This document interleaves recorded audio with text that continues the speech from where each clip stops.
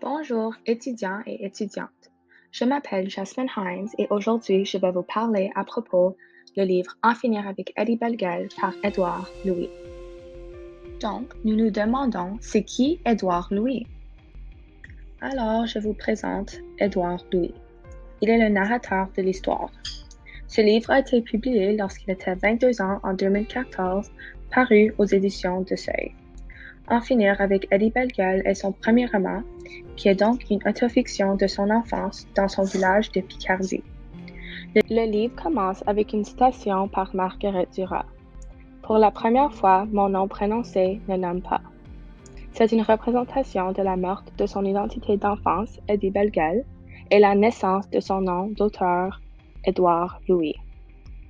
L'histoire démontre les défis qu'Eddie Bellegueule a confrontés lors de son enfance jusqu'à son adolescence en cherchant son identité.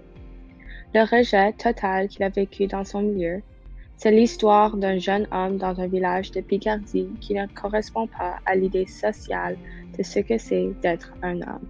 Eddie a été rejeté par les gens du village et sa famille à cause de ses manières efféminées. Dans le village, les garçons sont également uniformes.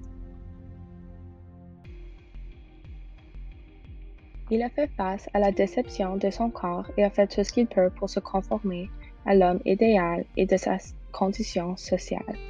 Il joue au foot, sort avec les filles et pousse ses pulsions naturelles de côté. Lui-même n'était pas certain de sa sexualité, mais il a toujours fait face à la stigmatisation lorsqu'il était connu comme contre la nature.